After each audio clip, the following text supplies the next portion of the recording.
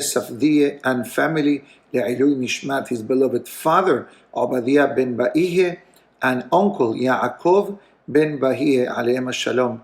Additionally to this class, graciously sponsored, Le'ilui Nishmat, Mr. Joseph Chera, Yosef ben Mazal alayhim shalom. Additionally to this class dedicated for the Refuah Shelema of Leah bat Sara and Vanessa Matilde bat Mabel Diana. May HaKadosh Baruch Hu give them refuah shelema among the holim of Am Israel. Amen.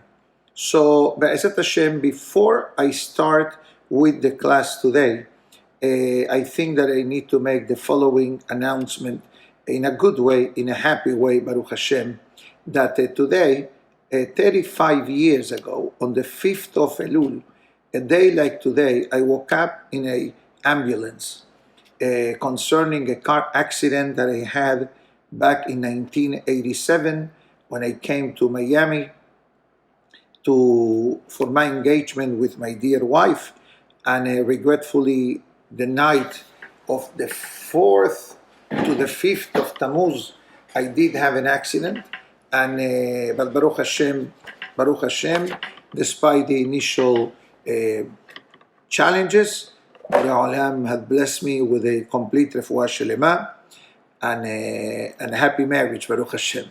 I was driving my father-in-law's car, brand new, Delta Oldsmobile. So you can imagine, 88. But Baruch Hashem, ki gavar alenu hasdo, our sages tells us that when a person publicizes miracles, Borei Olam gives them the person more reasons to be thankful. So I figured that today I must start the class expressing my infinite gratitude to Borei Olam in order to remember that we cannot take life for granted. Yes, I was in ICU a day and a half. I was in the hospital for a week. I literally left the hospital a day before my engagement. Don't even ask to show me pictures, to show you pictures, because you can see the black and white and the bruising. But Baruch Hashem, everything worked out good. And ki gavar alenu hasdo, Hashem's kindness on us, it's majestic and gigantic. With all that being said, I'd like to discuss what we started to mention yesterday. And I'd like to go a bit deeper. And the topic that I would like to concentrate today basically will be the red heifer.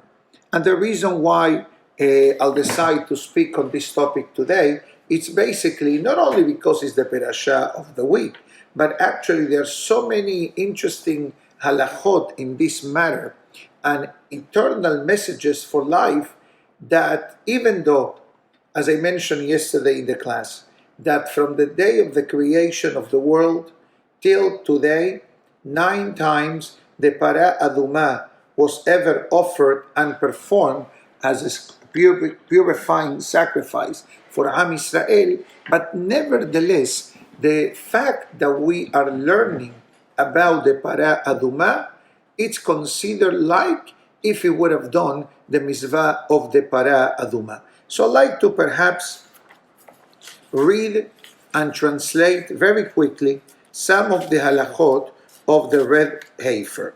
So the pasuk writes, and it says as follows.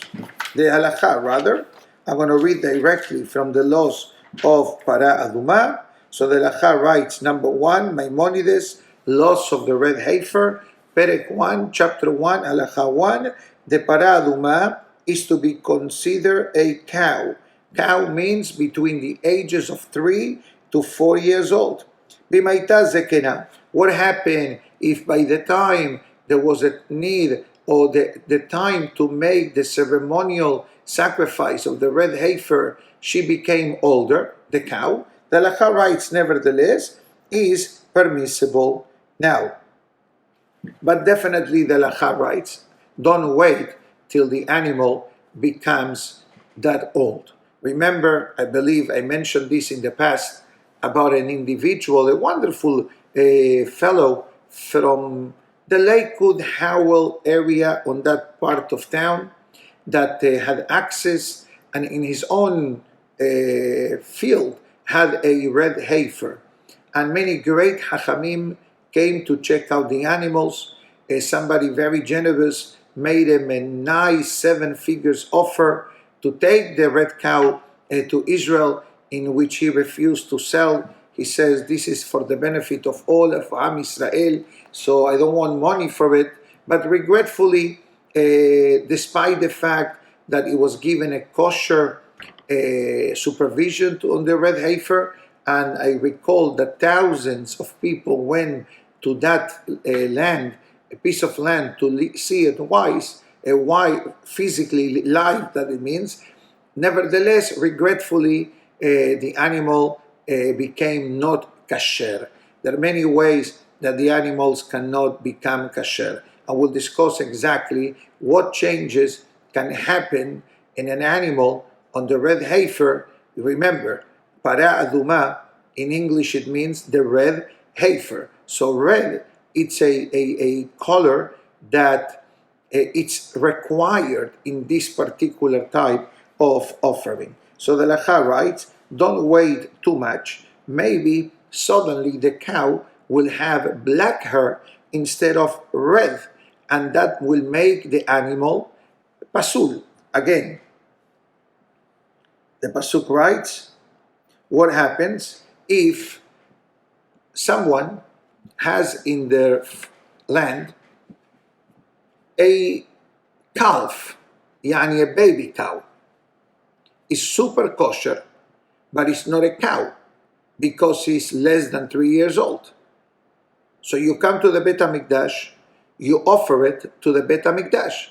The Halacha writes that the Bet HaMikdash has the power to invest in this pre-cow and have it protected and ready for once the animal becomes a bit older.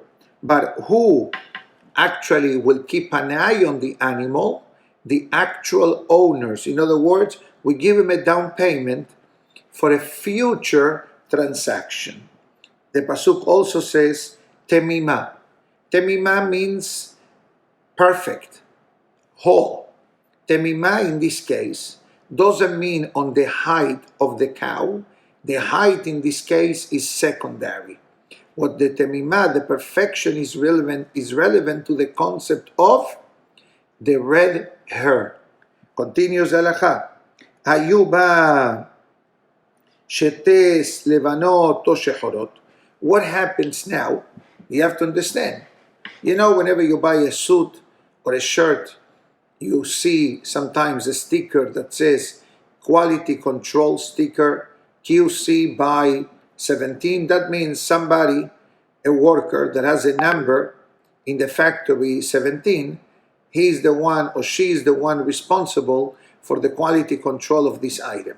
So if this is what's done on a shirt or on a suit, imagine yourself in the para aduma. And one of the things that required thorough inspection was actually the fact that the para aduma needed to have only red hair. So what happened if suddenly you found a white hair or you found a black hair? So the Rambam explains what was the root color. If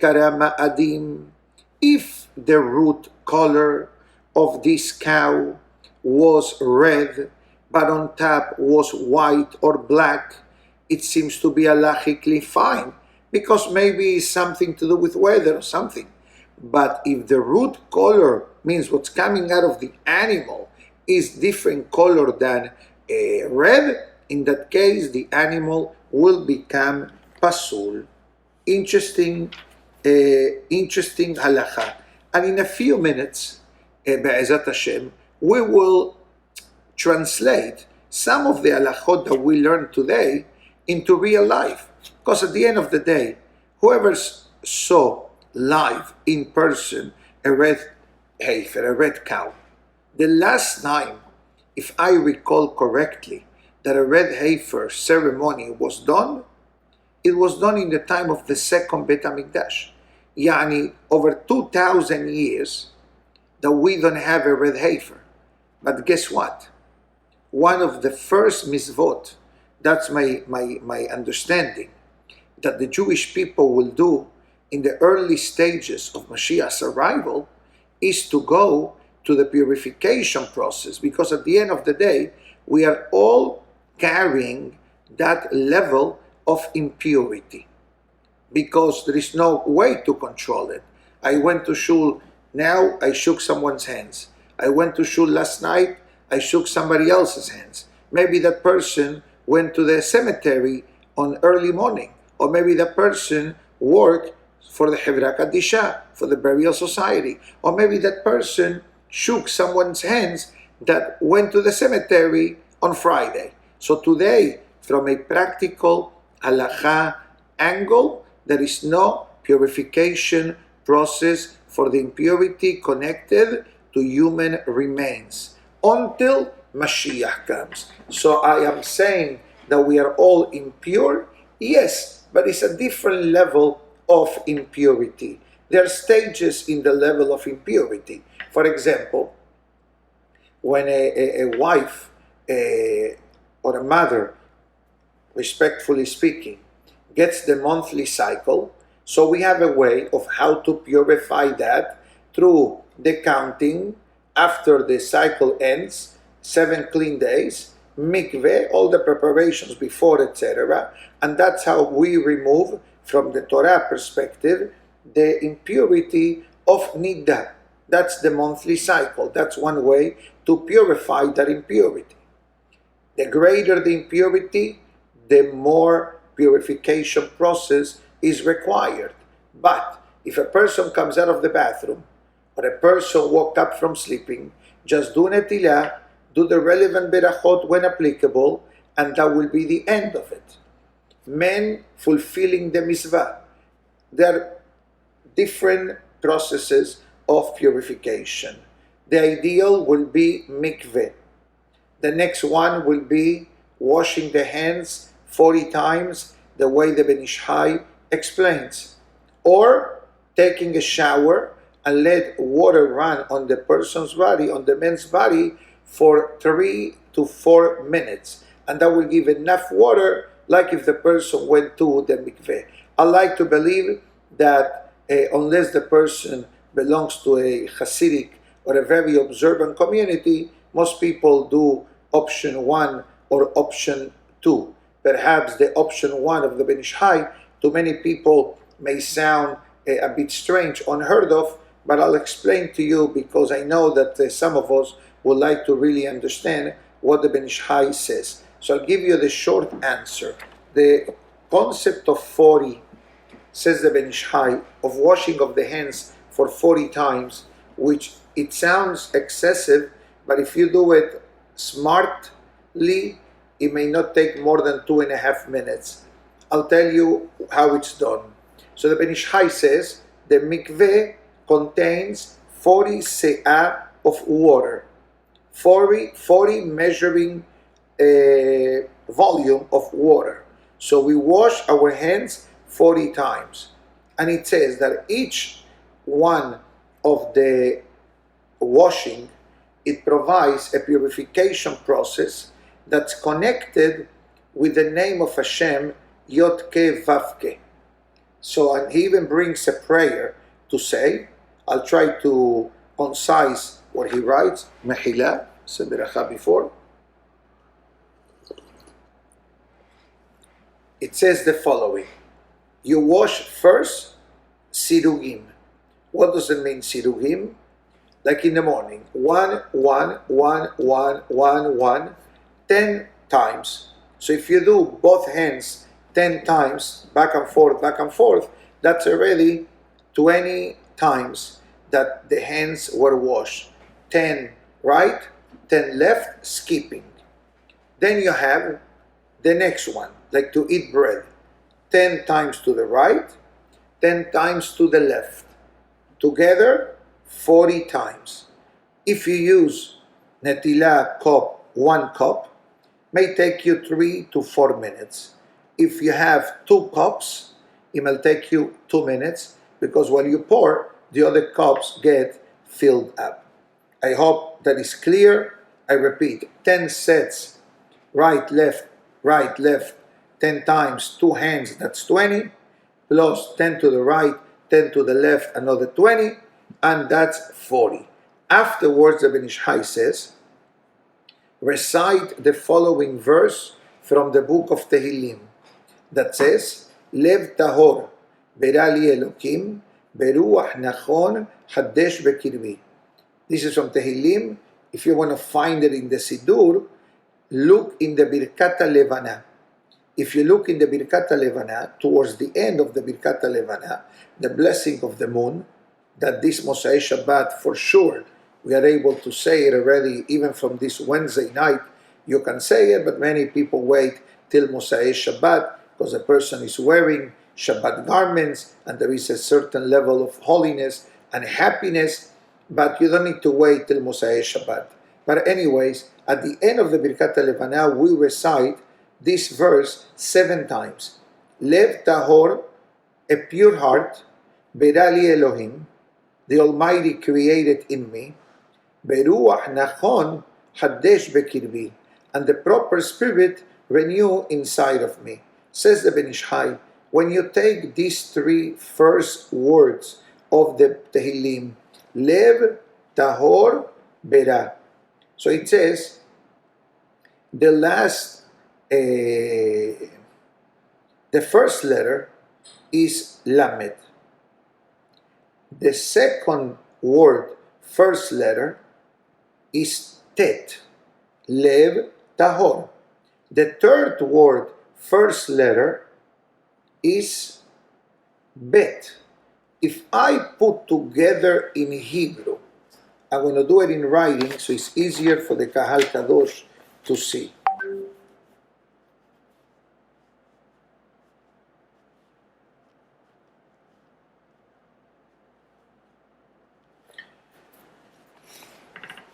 Lev, I apologize, it's not as elegant, but this is what I do today. Lev, tahor, bera. A pure heart you created. First letter, first letter, first letter. If I play around with this, it gives me the word tabal. Tabal, you can see the match. Tet, bet, lamet. Tabal means from tevilah, mikveh. Tabal is tevilah. Beautiful. If I'll take away again the first word, lev, the final letter is the letter bet. Tahor, resh. Bara, aleph.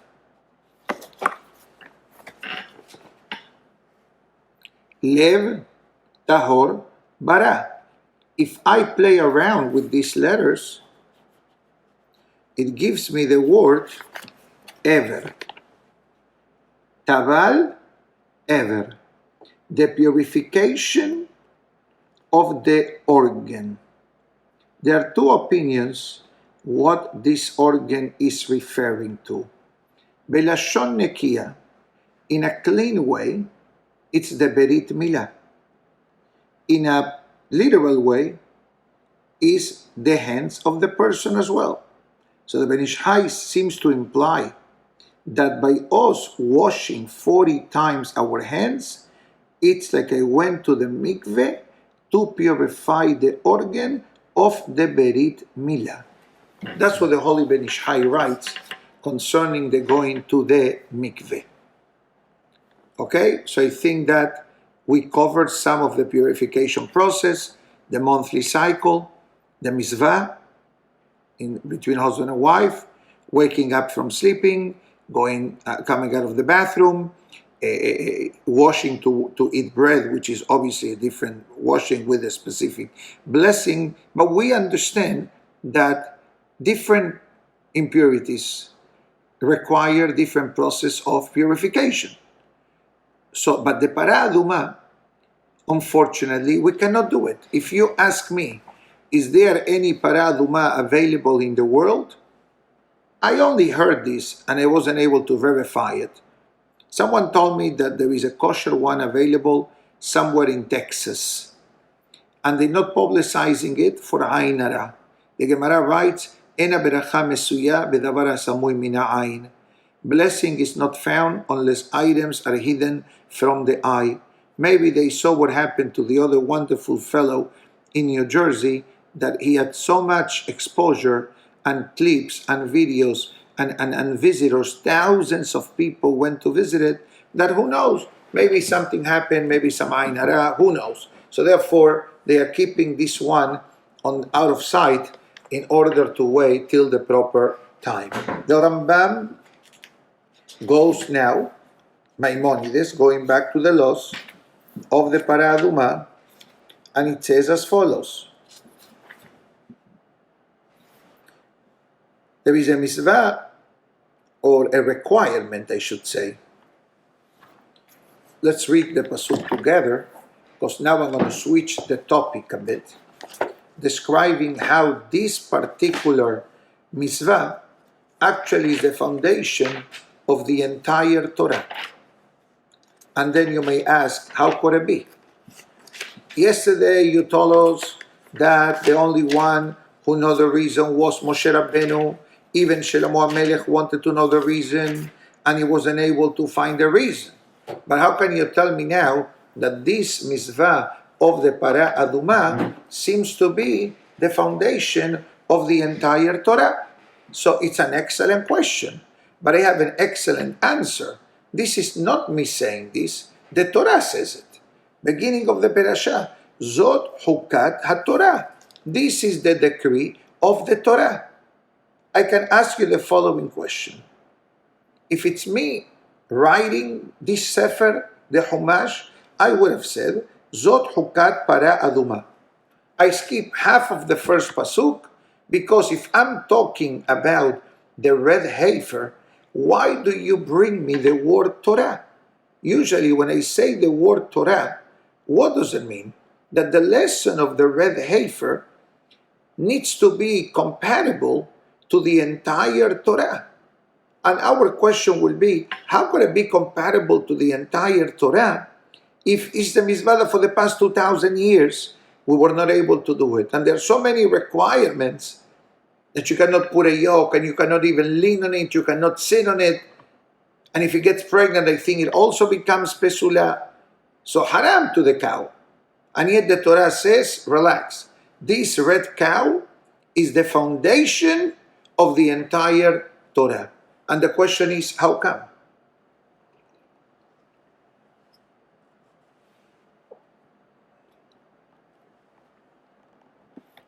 So first, before we go further to truly understand the hidden secrets of the red heifer, Rashi brings this question.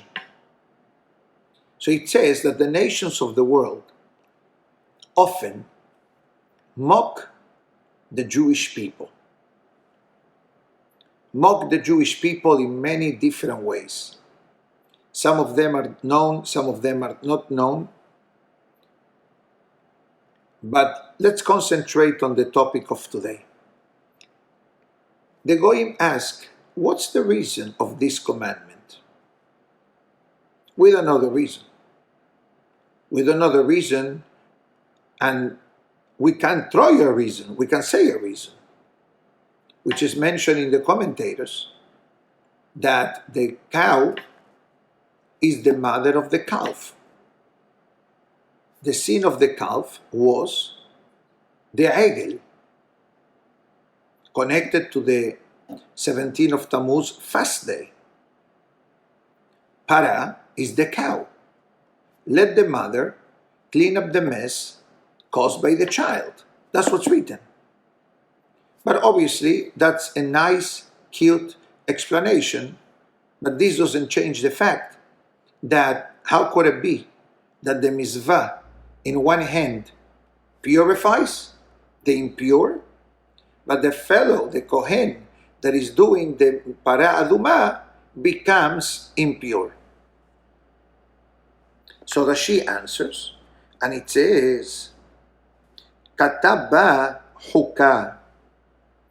The Pasuk calls it a decree. Gezerahi milefanai. The Midrash Tanhuma says the Almighty, this is my decree. My decree. Do we understand the decree? No. Do we understand other mitzvot of the Torah? Yes and no. Some mitzvot we understand. Some mitzvot we don't understand. But the message I believe that the Rashi and the Torah is giving us is the following. Sometimes when a person is going to make certain moves in their lives, you can call them investments, purchasing, selling, moving. There are certain things that we think, is it worth it to buy? Can he afford the mortgage? How much is the maintenance? And then after I have all these numbers in front of me, then, Be'ezat Hashem, the person will have siyata dishmaya, heavenly help, because without that we can't cross the street even. And then the person, God willing, will make the right decision. But nobody's forcing you to buy or to sell even. It's your own decision. Makes sense? I buy. Doesn't make sense? I don't buy. Torah is different. What Rashi is teaching us, and the Torah actually is teaching us, that don't determine our commitment to the mitzvot and to act in the ways that the Torah encourages us and suggests us to act like, because it makes sense. Because if making sense will be the determination of how good and how strong my connection with godliness becomes activated, that's when we get into trouble. Because sometimes the person, due to the lack of knowledge and understanding or Torah learning, will not see even the basic concept of why the mitzvah needs to be done. It doesn't make sense to separate meat and dairy. Thousands of billions of Gentiles, they eat it. And yet the Torah doesn't tell us the reason why we don't eat meat and dairy. But if you want to know just one reason, from a Kabbalistic perspective of what meat represents and what dairy represents, you will say, oh, wow, I never heard such a thing. It makes a lot of sense. It could be a natural reaction. And I'll be the first one to tell you, based on the holy books, that if a person has the opportunity to truly have a better and a deeper understanding of the reasoning of the mitzvot, faddal, hazak ubaruch, do it. Because without any doubt, that will enhance our mitzvot performance.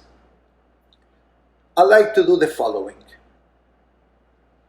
I like to talk for 2 minutes, meat and dairy, Kabbalistic angle. And Beli Neder tomorrow, God willing, will take the first and second verse of this week's parasha to analyze the halachic requirements of the red heifer and how each and every one of these requirements, they become part of my life, who we are individually and collectively, and the ideal way to serving God. So if you think for a moment that this mitzvah of the para aduma is an isolated mitzvah, the Torah says, forget about it. This is the foundation of the entire Torah. If we follow these requirements of the red heifer, we get a AAA plus in our spiritual report card. God willing, come back tomorrow, and Be'ezat Hashem, unless Mashiach comes, we'll see each other, same hour, same channel, via itorah.com. But before I let you go, because I have a special schedule for these coming up days, is the following. Based on Kabbalah writings, the red color of the meat plus the blood involved in the kashering of the meat, that represents, from a Kabbalah perspective, a concept known as din, judgment. Red is the color of blood, blood is the color of judgment. And that's why Nida, respectfully speaking, the results of the monthly cycle, it's red. Nida is from nidui, separation between husband and wife. I don't have to go further into that. You take a knife to slaughter the animal. That's another action of judgment. Then you need to kasherize the meat in order to remove the blood. A Jew is not allowed to eat blood, non-kosher fat or non-blood. Kol hele bechol dam. Let's fast forward to the milk department. The milk comes also from the animal. The color of the milk is white. The color white is a color connected to purity and holiness. That is the reason why, and I apologize again, but I can't escape the topic. When a wife gets ready to start the 7 clean days to prepare herself to go to the mikveh, one of the basic halachic requirements is to wear a white garment, because the white is the color of purification. And I'm not trying to change anybody's laws. If you have any question in this topic, check with your local Orthodox rabbi or the rabbi's wife, and they will guide you exactly. Could be some halachic scenarios that may exempt a lady to wear white on the garments during the 7 clean days, but needs to be handled by each own particular scenario. Excessive staining, IUDs, etc. All these on the rabbinical guidance. Now, or one more. A lady that is nursing. A lady got pregnant, Baruch Hashem, Mabruk, no cycle usually. Occasionally in the beginning could be. Then she gives birth, Mabruk. Then nursing comes. Our sages teach us that when a mother nurses the child, there is barely a cycle. Why not? Hashem makes a miracle in the body of the wife that the blood turns into milk. Same thing with a cow. The blood turns into milk. But there is one more, and this will finish. If a cow is not milked by the 3rd day, the amount of pain and suffering that they experience, it's very challenging for them. We are humans, so we don't understand exactly what that means. But I tell you, and I apologize in advance, that in a person, let's say, is in a rush to go to the bathroom, what activates that rush? The person's body sending a message, run to the bathroom. So imagine not going to the bathroom 3 days. The same thing happens to the cow. So it says in Kabbalistic sources, the beef represents judgment.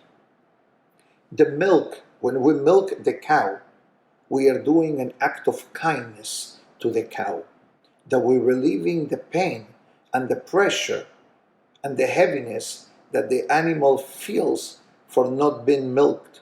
So that action is called Hesed. Din and Hesed don't mix. That's why we don't do this. We don't cross the fingers. Why not? Because the right hand is called Hesed. The left hand, it's called Din. And that's why the Halakha talks about the Amidah. Put your hands like this. Right over left. Ladies, when they wear a shirt, they do right over left. In the Hasidic communities, when you go to a store to buy a men's shirt, that's exactly how they do it. Right over left. You buy a capote or a bekicher or a Hasidic jacket, it's right over left. Di rahamim over din. Compassion and kindness that covers the judgment. Now, the Torah doesn't say that reason. The Torah says don't mix. But our Hachamim, they found reasons why. The only one really that no human has access to it is the red Heifer. Even Shlomo HaMelech, Rechokai mimeni, he tried. He says no. The only one who knew the reason of the Para Aduma was the one and only Moshe Rabbeinu alav shalom. Yiratzon, that to the zechut of being able to open up and to talk and to learn and to discover different angles from the Para Aduma Mitzvah, the Be'ezat Hashem HaKadosh Baruch Hu gives us the zechut very, very soon to be able to do the 10th and final Para Aduma, B'meira v'yamenu, Amen, and Be'ezat Hashem will see each other tomorrow at around 9:15 via itorah.com. Shavua Tov umevorach to everybody, and thank you again for the generous sponsors of today's class. Shavua Tov umevorach.